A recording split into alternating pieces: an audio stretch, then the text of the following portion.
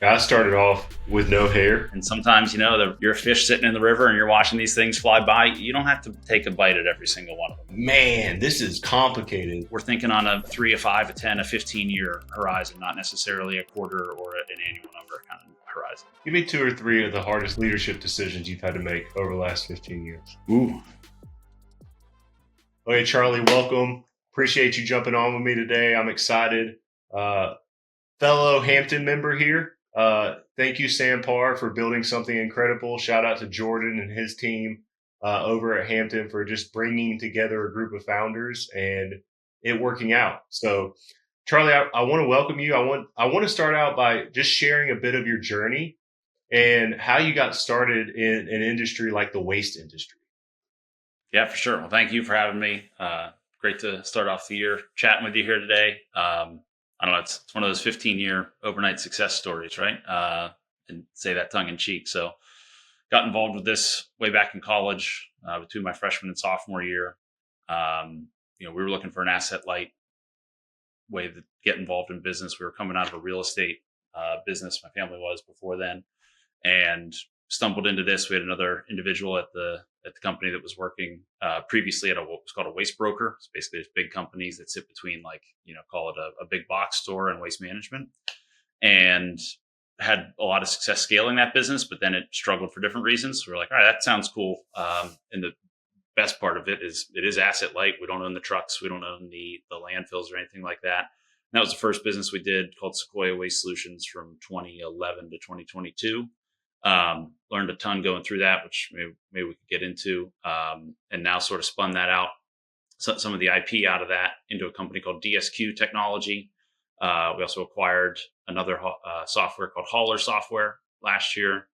And so, yeah, I would say diversified, but diversified within the waste management industry, and technology products that we're bringing to try and make people's lives easier. And our company missions to make waste and recycling easy to manage.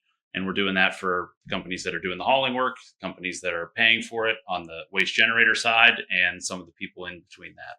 Yeah, I think we think of these legacy industries, right? I think there's a lot of disruption that happens in them. That's what I love to see. Like, I think a lot of really cool ideas coming out of founders are how do we take an historic industry and implement something that can disrupt it, but also help it? And I think a lot of these solutions, people just don't realize they're available. What I love about what you said, and I love to kind of dive into a little bit more, is, and I feel this in my own journey, you start with solving a specific problem or offering a specific service. And kind of as you walk down that road, new problems and new opportunities present themselves. And a lot of founders struggle with how do I make the decision to chase those opportunities that present themselves versus letting them stay there. So, how, like early on, what were those pivotal moments where you made the Yeah, decision absolutely. where that made sense to go down that road?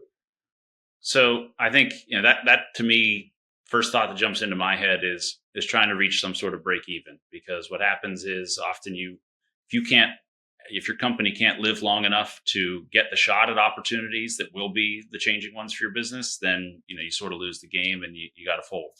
And so I think a big part of that is trying to reach an initial break even point on something, even if that's a small team, 1, 2, 5 people, and you have something that can either be, if not recurring, close to it, for revenue. And then, you know, I think a lot of opportunities come by. You got to get good at saying no to them. And once you've said no to the same opportunity that keeps popping up every couple of weeks or months, that's probably one that you got to really dive into and say, why is this a continued pain point for either myself, my vendor, my customer? And then reason if that's maybe the right direction to sort of step your toe into. And we've been doing that, the entire time. Our first business, again, mentioned Sequoia. We started getting regional businesses in Western Pennsylvania to sign up, mostly through like friends and family type connections. And so we'd get, somebody that might have 5 offices, 10 offices. We'd take over their trash contract, customer service, and billing, and we'd help them save money on their garbage bill by making some adjustments. And that became almost like if you think of it as a technical pipeline, that was our data pipeline: new invoice information, contract information, understanding the business process. That then, compounds over time to, once we reached a break even point that we could kind of get to there, we're learning more about that industry every day, week, and month. and we're able to identify, where are those points of inefficiency that we should go invest more time and effort into trying to solve, and just keep repeating that process. That's awesome. What were some of those like initial challenges? Like when you're going up against, let's call it big garbage, right? Like you're kind of going against like this behemoth that's been built on hundreds and hundreds of years of experience, and you're kind of the new person in it. Tell me some of those stories, man. Yeah, and look, those haulers are great at what they do. They get the garbage out. We don't typically have a garbage problem, in the United States. I think there's some debate on, landfills and recycling and stuff like that. But all in all, it's done very well. And part of the reason that's done very well is they have really great contracts with their customers that allow for some steady price increases. That, as a business owner, my trash bill going up relative to maybe my healthcare costs going up, one of those gets more attention typically than the healthcare than the trash bill. And so they've done a really great job of sort of just a rising tide floats all boats in the waste industry. And so when we got involved, it was 2011. World was obviously way different. But we did have, sort of the, if you want to call it big garbage, try and do the initial like squash of our little enterprise, which is, usually a regional sales manager type person.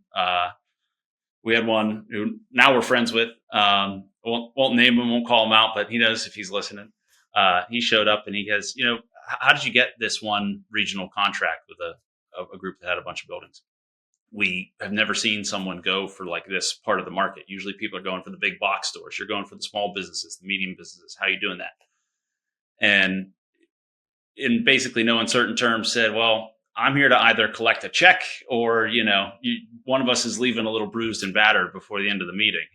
And this was like our first interaction with the guy.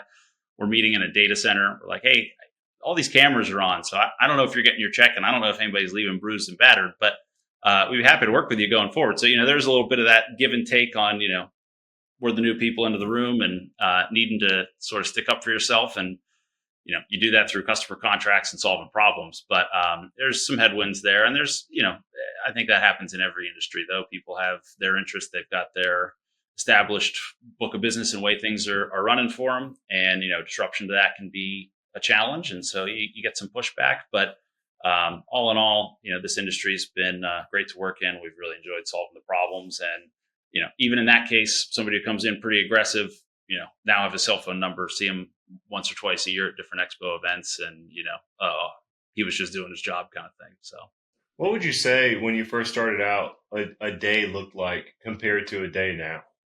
cool. Well, I wasn't married and I didn't have kids. So a lot different on the personal level.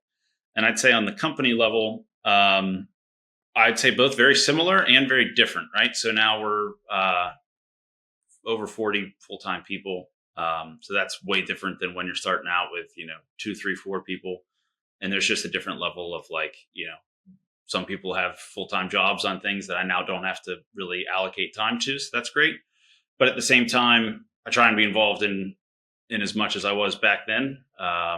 Whether that's, leadership meetings, popping around to hop into, different discussions that are going on, either from new product initiatives, sales and marketing initiatives, client checkup calls, vendor relationship things, going to trade shows. So, it's kind of I would say it's an evolution, but there's still that daily, drive and hunger to want to get in the weeds, figure something out, let people who are smarter than I am go execute on that, and keep a pulse on, where we're trying to drive this enterprise going forward.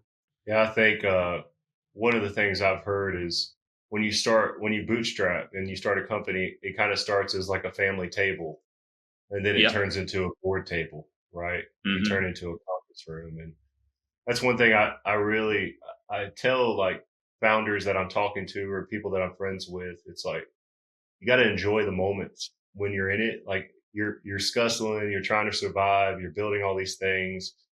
Well, one day you'll look back on those memories super fondly, and you'll be able Yeah. to sit 15 years in and say, man, when we first started, we were just like a ragtag bunch of people trying to figure it out. And I think what I'd love to get into now, um, I mean, we're in a community full of bootstrapped and VC people, right? I'm bootstrapped myself.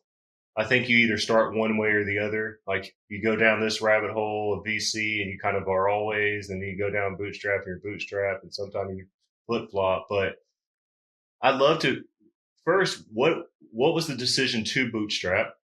Where did you come out of? What was the decision to bootstrap? And then take me through those near death experiences that you had where you kind of didn't know if you were going to make it, but you got through it. Yeah. So on the decision to bootstrap, I'd say a couple things. One is optionality. So, I mentioned earlier, once you hit that basis, that stasis point of having some recurring revenue and having that optionality, maybe wanted to preserve that.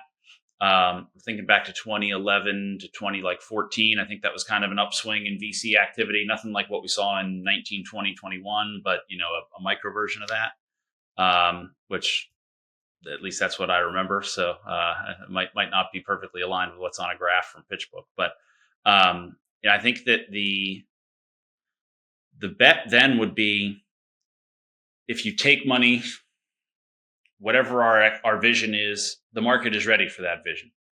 And I'm really thankful in hindsight that we didn't, because I think if we had taken a $1, 2, 3, 4, $5 million, now they probably call that a Series Seed or something ridiculous, but that would have been like a Series A or B back then. I don't think that the market was ready for what we were doing. And I think that would have put, a conflict between investors wanting to see returns, the market not necessarily being ready for what we were trying to deliver. And that came a couple years later in, 15, 16, 17, 18. That's another era of our company. And then, some of the more recent stuff too. And so I think that that's probably the biggest decision, is if you can bootstrap to that stasis, you preserve that optionality, and then you're really able to sort of secure whether you're going to take that next step on either growing the business, do an internal development, waiting to see how the market reacts, trialing different things in a low cost manner. And there's a different compounding to it, right? Like you're probably not going to have a bootstrap business sell for 100 million in 2 years. That's just unlikely. Maybe not even 3 or 4 or 5. But you're definitely going to have more optionality and perhaps a better chance at, a successful exit as a founder than if you tried to, take that hyper growth. And if the market mistimes what you're trying to deliver, then it's not really your fault, but you're out to lunch. And so, yeah, that's probably our biggest reason as to why we've maintained the bootstrap side of it. And then on the near death side, I mean, I'm sure you've been in this with your business as well. I mean, anything and everything. It's usually the unknown unknowns. Like if you think of that quadrant of, known unknowns, known knowns, then you got the most risky ones, which are unknown unknowns. Those sneak up and they bite you, right? Could be little stuff that compounds, like administrative things. Could be things that pop up that are almost totally outside your control, but you just didn't know enough. Maybe vendor relationships, people that are able to, reach around to the end customer and kind of cut you out, those kinds of things. And in each of those situations, I mean, they're very stressful. They definitely make you stronger though. And you reconvene and come up with some processes or changes, or even, maybe changes to the business's product line, staff, whatever you need to do to adjust. And, I think that is definitely what makes you stronger, gives you some probably lost or gray hair. But, ultimately that's how you're learning. That's why, if you spend enough time in a specific industry, you really do become an expert at it, because, at this stage, with only 15 or almost 15 years experience in this, we see people coming into the market that are bringing, really great ideas and excellent products, but there's always a little bit of a mismatch to it. And I think there's an art and a science in finding out where those little trigger points are. I started off with no hair when it came to, so I don't have any to lose. But Yeah. I think I started out with an advantage as a founder with no hair, and Yeah. I love what you said earlier about kind of surviving long enough to find product market fit. I think ideas kind of get put into this echo chamber. I mean, it's easy.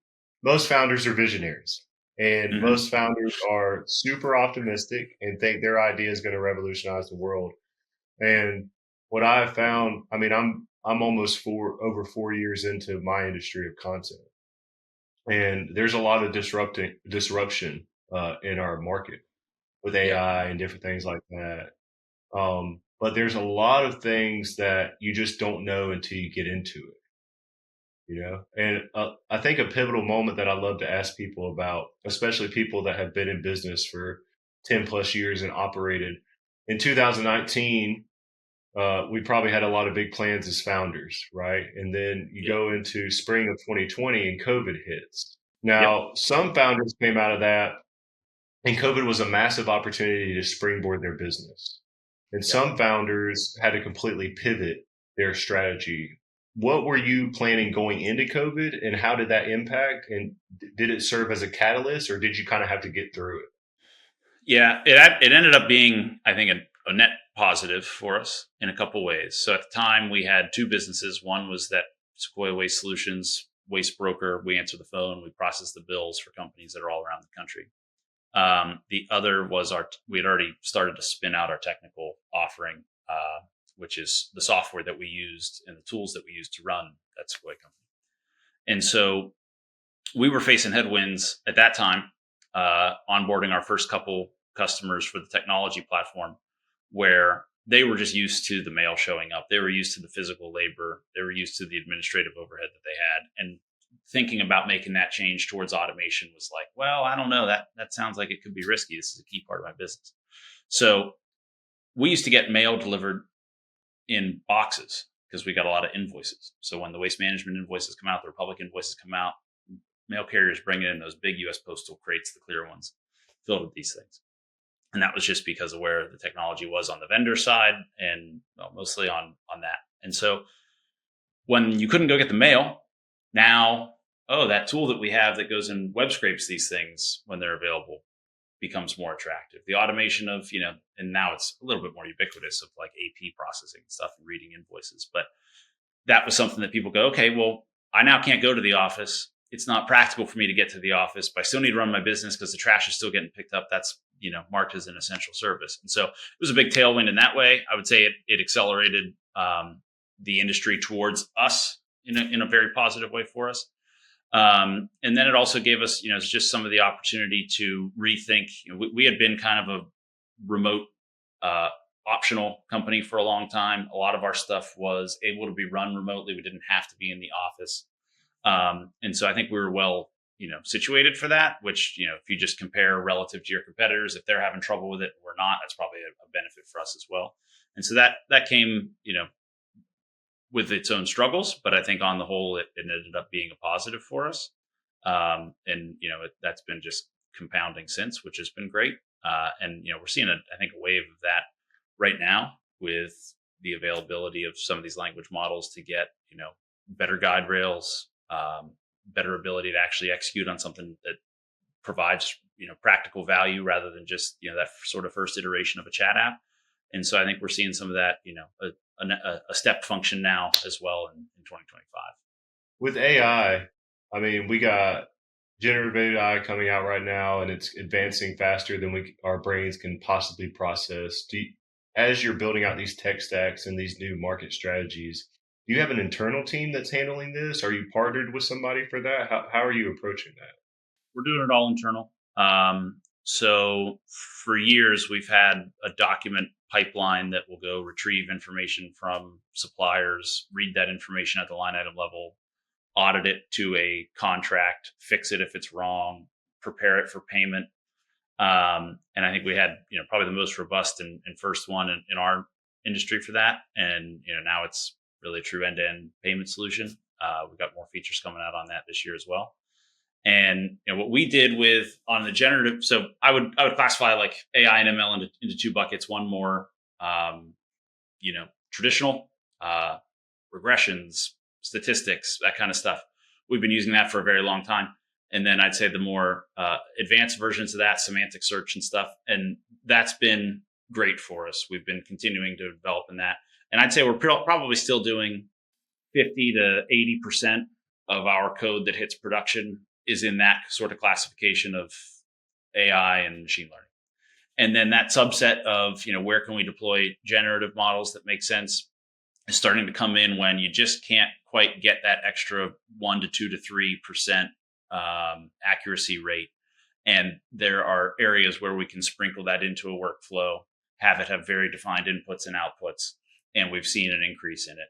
And, this year, what we're looking for, and sort of what we're building towards is how do we start to take workflows that we have internally documented and our customers' workflows that we have documented and really try to expand that, right? So instead of just one transaction that's being automated with a small input and a small output and a very closely defined task, how do we create maybe 50 or 100, agents, which is an overused term, but that's what everybody's saying, and string those together so that it follows that workflow and it automates more and more actions, either for our customers or, end users on the tail end. And so it's exciting. We're seeing some real benefits from it. I think there's definitely some confusion out there too, right? A lot of people have used ChatGPT. That's really only the surface of what's out there. And that's not even really the right tool for some of these things. You got to know how to apply it. And we don't know everything either, but we're doing that internal. We're learning through it, and we're happy to ship stuff every week and month that we're seeing make an impact. I'm a founder. I hear the word AI agent, and then there's like a FOMO mentality to it, right? Because you're like, yeah, man, I got to figure out this AI agent stuff. I was on YouTube yesterday. I'm looking at, and I think it's like everything that gets introduced, every solution. Yeah. I'm looking at it and I'm watching these tutorials and videos. I get about 10 minutes into it. I'm like, man, this is complicated. And two worries pop up. Number one is the time it's going to take me to figure out how to implement this. Number two, is it going to work? And I'll add another one. How do I ensure that it doesn't go rogue? Right.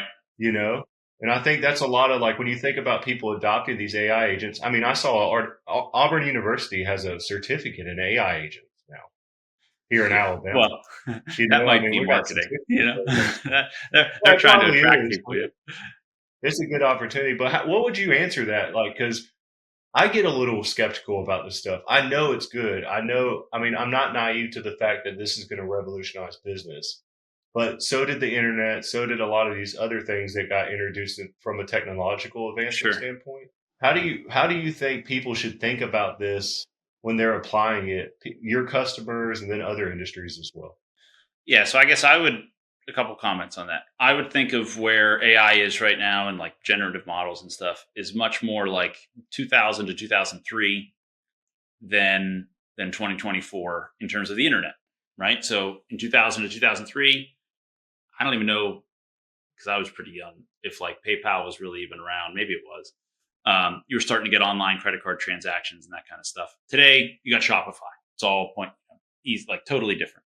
And so I would describe right now's generative AI agent, whatever words you want to throw in there, towards that front end. And so then I would pivot to thinking, well, if you're researching online and trying to understand, and YouTube's great, but YouTube's also really misleading, right? You get the thumbnail that's this is going to change the world and your business. And it's probably not, honestly. It's too early for that. You're not going to see the type of changes that I think people are either fearful or excited about come to fruition just yet. I think that's probably still a couple months or years out. But, in our seat, we're creating technology products. So I think we have to be earlier in that adoption curve, because when the market is right now, the market for most of these things is an AI button inside of an app that doesn't really do anything, and it's sparkly and it's got that little star pattern, and you click it and you're kind of underwhelmed.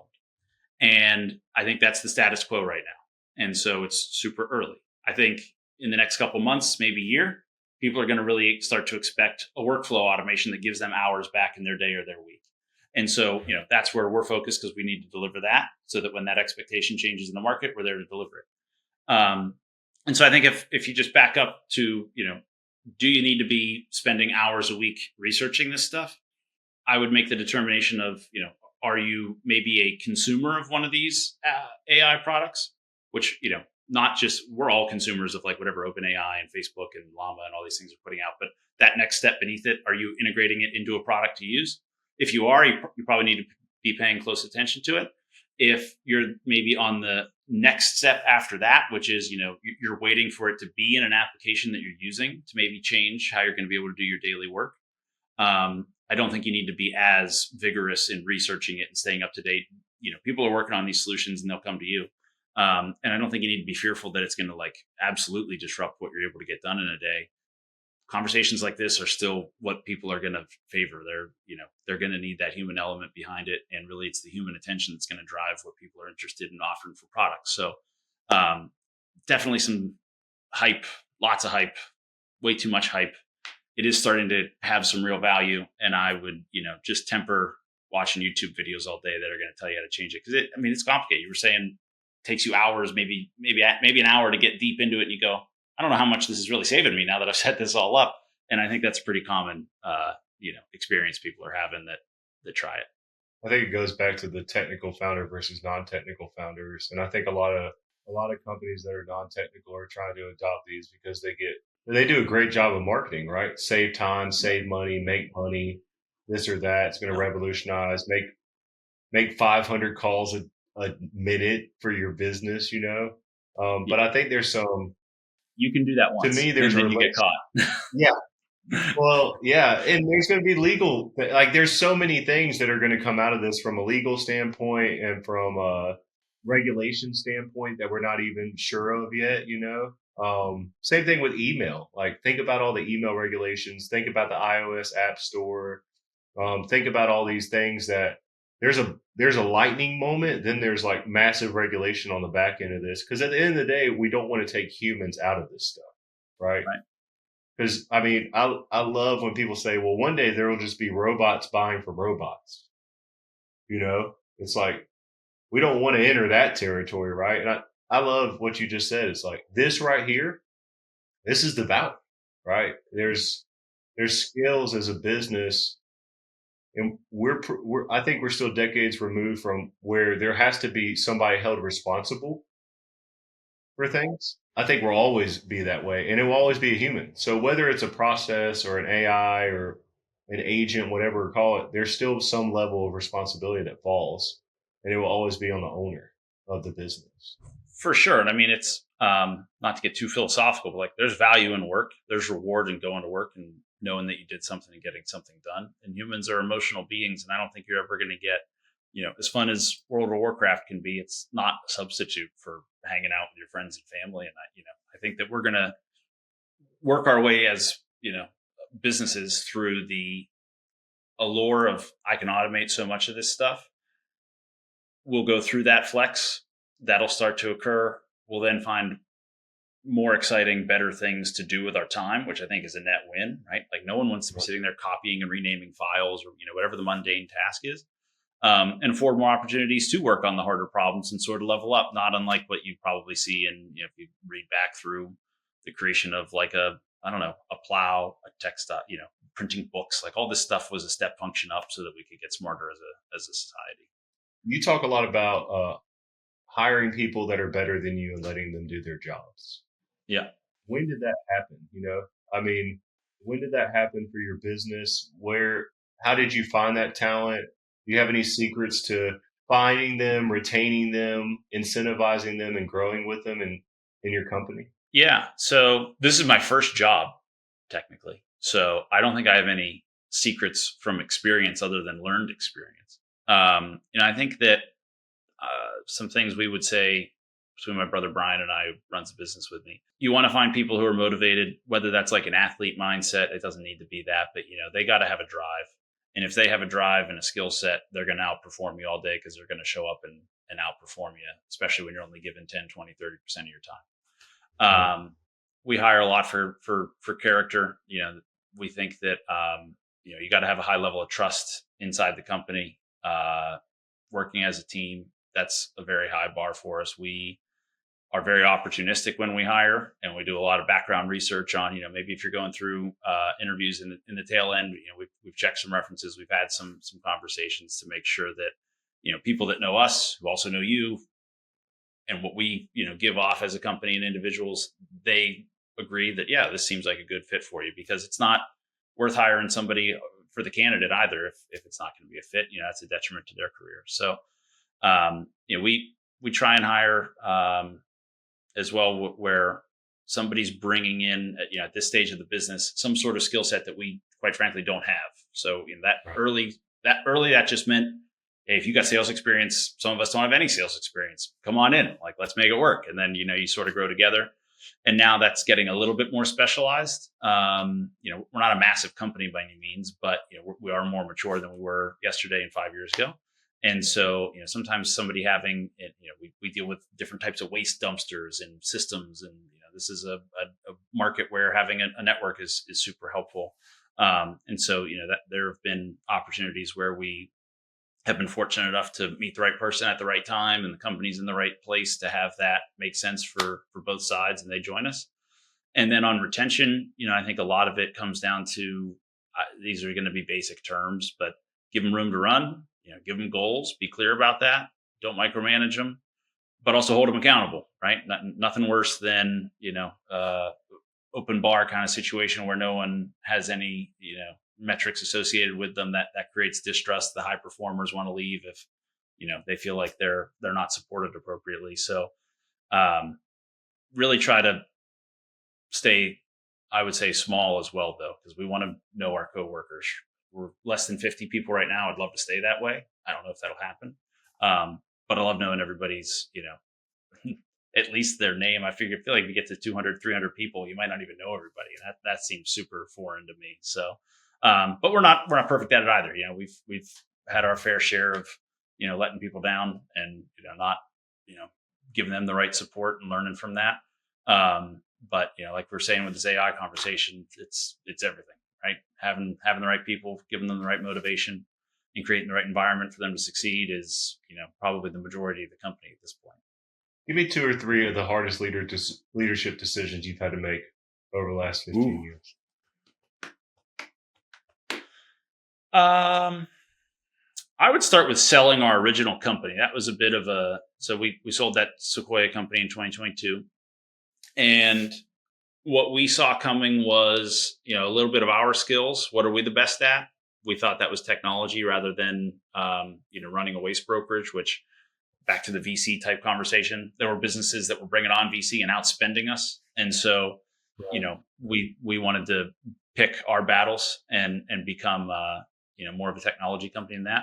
But that was disruptive, right? Most of the people who were working with us at the time were in that business. And so then we made the decision of, well, we like our team. So let's find somebody who will buy the company, but let us keep the team. And so we were fortunate enough to be able to do that. And so working through that multiple, month process was a struggle in some ways, but also really rewarding in others. Fun in a way to stand up and say, hey, we're electing to sell the business, but you're all employed. You're going to stay with us and we're going to do this next thing. And we're pivoting in this direction. Here's why. And it wasn't really a surprise to anybody, but still it's, I would imagine much more difficult if you're going with, hey, that pitch of we're selling the company. Here's why it's good. Everybody's going to get stayed on. And, I think there's always a little bit of uncertainty there. But, we wanted to sort of double down on what we were doing. And so, as a decision, rather than just kind of have that whole ship leave, maybe we had a little Irish threshold disease and we decided to, keep a little bit with the team with us. So that would be one. And then let's see, some other big decisions. We've had to say no to a lot of good opportunities, I think. And a lot of times that's been, I think maybe internally a conversation point, not necessarily a huge disagreement, but, why aren't we going to chase this market? Well, in some cases we've elected that we've got partnerships and clients and channel partners and stuff that it's just not worth rocking that boat. So just let it go. Right. So we've invested in this team. We've invested in these relationships. We're going to double down on those relationships and keep going. And sometimes that does mean that you got to let the shiny object pass. We call them shiny baubles. I don't know why, but like a fishing lure. And sometimes, you're a fish sitting in the river and you're watching these things fly by. You don't have to take a bite at every single one of them. You got to pick and choose what you're going to get, or else you're going to get distracted. You might even get whacked and, hooked on a line. So, those come up all the time, and it takes a lot of discipline and patience and sometimes, internal disagreement to say, we're going to be patient and we're going to, think about this before we take a step, because it is going to have second and third order impacts that we can't totally foresee. So even though it looks like a slam dunk, why wouldn't we do that now? We gotta, think on that, reflect on it, and make the best decision for us over that long term. Again, back to that optionality. we're thinking on a 3, a 5, a 10, a 15-year horizon, not necessarily a quarter or an annual number kind of horizon. Yeah, I love that. What our last core value at Legacy Builder is think in decades than days. Yeah, I love that. And I think a lot of times we've all worked. I love that this is your first job. Um, I wish I could say this is my first job. But a lot of times, if you've ever had a bad job, all you can think about is the next opportunity and the next thing that you're going to do. And when you're really solidified in your vision, right, all you think about is that vision. All you think Yep. about is the possibilities and what's going to happen here. And once we reach this milestone and once we do that, we can do this and it unlocks that path. But when you scale like you did to 40 employees, and I hear the 15 employee switch, then this switch, and then that switch. How did you maintain your vision during all that? Like, how did you maintain excellence through the scaling up to that employee count? I would say that in reality, there's probably just a lot of fumbling around in the dark, and we happen to make it.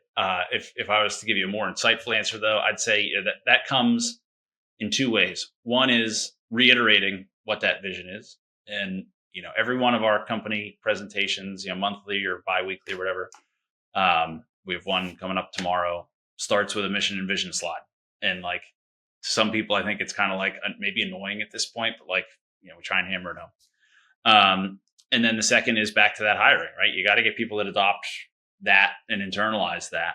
And it doesn't have to be their whole life. I'd be ludicrous to think that, people are going to care about this maybe as much as myself or my brother do as sort of the, owners and managers of it. Cause they got a job, they have a job. They also have family and stuff outside of work. So like, I probably think about this more than I should. But you got to inspire them with that little nugget of like, this is a problem worth fixing. It's a problem worth showing up, working hard for. Sometimes that's going to be 30-hour weeks. Sometimes it's going to be 60. It kind of depends on the workload. We tend to try and make it very family oriented and keep it at 40. But and that, if you have those two foundations in, when you go through those stretches and contractions and stresses as a group, you maintain a constant there. We've been fortunate that we have few team members that have been with us 10 plus years, I think, at this point. And so, that's awesome. That's an incredible investment on their part to, help us ideate, take this idea and make it a reality. And they serve as, sort of bedrocks in the company where when we do have those types of situations and they can echo that message, they can reinforce that, they can bring others into that mission and vision. And sort of be advocates for it. And that has a really great, compounding effect on one another in the company and, really gives you a solid vehicle to move forward as a team. But I don't think that I would necessarily think I've got a super great playbook on that. Again, it comes down to people and relationships, being honest with each other and setting each other up for success. Let's go back to your industry, waste Yeah. management. If you could change one thing about your industry, what would it be? Yeah, if there was one thing I could change in the industry, I'd maybe articulate it as a reluctance to collaborate. We're on the software end of this now and some of the technology solutions. And the way I've been explaining this to others is if you rewind back to when like Salesforce came about, you had companies that had on-premise installations of some sort of system, then migrate to the cloud. That had an incredible run. And then, every cloud website has a page you go to and it says integrations. And you can connect Salesforce to all these other things, right? That didn't really happen in the waste world. It always stayed as vertically integrated software, often installed on premise in the back office. And that I think has had an interesting byproduct where like a lot of these softwares don't talk. There are not APIs between these systems. And I think that it's just a reality. It's not necessarily outright bad. Like there's a reason that is what occurred. Hauling software is rather specific in terms of its routing and stuff like that. But I would argue that just on the whole, it's probably kept the industry back a little bit. Whereas if we had some interoperability, if we had some ability to collaborate more, you might have seen different products come up. Like there's not a kayak or a Google Flights sort of clone for waste and recycling. And maybe there won't ever be. My point isn't that needs to exist, but my point is that it probably almost can't exist right now because of some of the ways that this infrastructure has been set up with a lot of, on premise type of installations. And when that data is sort of captured and siloed, um, it's difficult to make that transition to, having some of these other things you've seen in other industries start to pop up and maybe exist on top of that layer, and provide different varied services to end users. So, if I could rewind and tell myself that that was the way it's going to be in 2011, I probably would have saved myself a lot of fruitless conversations in a way. But I would just love to see that continue to change. What would you, on that same regard, to the customers in your industry, and this could be customers for your business, what kind of unconventional advice would you get them looking forward over the next 2 to 5 years? Yeah, I would say you're going to see a lot more tools coming out that directly benefit them rather than indirectly benefit them. So a lot of the innovation that's been going on in the waste world has been, really important. Safety things for the haulers, cameras, some of the automation in trucks being able to stop faster. Because think about how heavy they are. When your car auto brakes, that's really great for you in a passenger vehicle. It's even more important in some of these bigger ones. That split second really pays a difference. And so that innovation's been awesome. I think that waste generators, waste brokers, who a lot of our users are going to start to see more and more tools tailored for them available in the market, and approachable in the market, and not take, if you think of like when you migrate accounting systems, it's usually like a $50,000 onboarding fee and like 6 to 10 months of like stress and labor. And, same thing with an ERP. And I think that's kind of been how that our segment of the market has been in the past. And I think that's going to democratize and become more almost like consumer applications, consumer grade applications. I mean that in a positive way, right? The polish of a Facebook, a Twitter, now available for this different part of the market. And we're going to start to see more and more innovation, not just for the waste hauler doing the work, but also some of those satellite participants in the industry who are there to help facilitate some of the transactions. You got to give somebody one book on business, starting out, had 15 years of reading books. What's the one book that you would give somebody to read? I don't even know if it's a business book, but it's called Why We Drive. I would recommend anybody read it. It touches on, motivation, like a human experience and motivation to go do things that may seem maybe unnecessary, right? And this is not exactly the point of the book, but just to maybe make my own point around, tangential to it. I love driving a stick shift car. I don't drive a stick shift car daily to work, but like I love that tactile feel of a clutch, putting it into a gear, downshifting instead of using the brakes for fun. And there's some, sort of raw, authentic experience associated with that gives you a motivation to go get in the car and drive. And I think, that has some correlation to showing up every day and doing work, doing your best work, pushing others to do better. And, it might not be typically on a list of business books, but I would recommend, it's called Why We Drive. And it's not a huge read. It's probably like 200 pages. Definitely interesting book to pick up. You got 10 minutes with your younger self. Whew. Let's say, what are you going to say to him? 10 minutes with my younger self. I would say lean into the impatience a little bit more. I'm the more, so I work with my brother. He's my business partner. He's like the, shoot, then ask, kind of cut, then ask kind of guy. And I'm more like the measure 3 times and then cut kind of guy, and sometimes procrastinate a little bit more in the middle. And so I think that's worked really well. I think it's worked well for me on a personal level with, my wife and kids. I think that's worked well in a business sense with him and others. But I would say there's, been times where I've delayed on a decision, whether that's, internal to the company or external, that, sometimes you just got to take a shot at it. And, what's the meme online right now? Like you can just do things or something like that. Like something in that vein, right? Like just take the shot, go try it, do a small test, do a small iteration, pick up the phone and call somebody, see what they think, get that feedback, versus thinking about it and sort of, scheming and planning and writing, right? Get out there and do it. I don't know how old your kids are. 7 to 1 and 4. Yeah, four kids. Perfect. We're in the same vein. So I have a soon to be 7-year-old, a 4-year-old, and we'll have a newborn in 10 weeks. And nice. Congrats. yeah, man, life's getting fun. All girls. So I'm a Let's go. very calm person. There Um, you go. and one of my favorite books to read my children is "What Do You Do with a Chance?" And it's a beautifully illustrated book, but it basically short version of it is there's a chance that comes around. This kid's scared, doesn't know what to do with it, Yeah. and eventually just then tries to grab it, fails, gets embarrassed, so stops taking chances altogether. Then the chances stop coming around. And then they think, what happens if another chance never comes around? And then they kind of gear up and they pump themselves up. And then this huge chance comes and they take it. And it was like bigger than the fear goes away and all this stuff. And the ending line of the book is, what do you do with a chance? You take it because you never know where it's going to lead you. Nice. And You ever think? You ever think sometimes that kids' books are really for the adults? oh, I read it for me, bro. I do. Yes. I really do.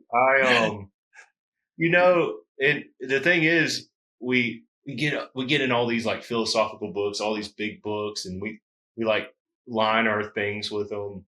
The beautiful thing about children's book is they're written to nail one point, Hmm. right?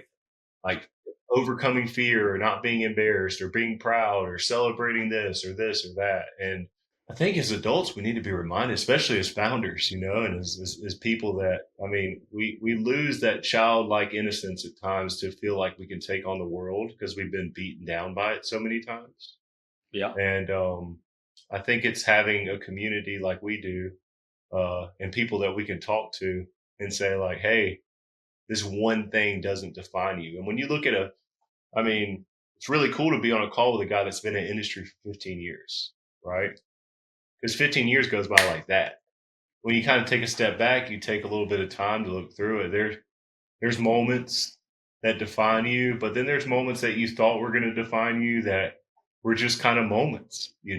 And so, man, congratulations on everything you've done. Thanks for sharing this wisdom, man, and just kind of laying it out there. Thanks for being open. Um, where can people learn about you, keep up with you? What kind of where would you direct people? Yeah. So we're on X pretty often, at Dolan 92. My brother's on there more often than I am. He's BPD for Brian Patrick Dolan 1776. Then our company's called DSQ Technology. It's on LinkedIn and all the other social channels. So yeah, we're out there, happy to have a conversation. And thank you for having me setting this up. And hats off, as you said at the beginning, to Hampton and Sam and the whole crew for putting this together. It's been a great, I think I've been in a little bit over a year now, and taking advantage of not only people outside of I'm in a core group, and then also outside of my core group, getting individuals like yourself. Bummed I missed some of those Awesome. last trips, but yeah, it's been awesome. Awesome, man. Appreciate you. Thank you so much, man.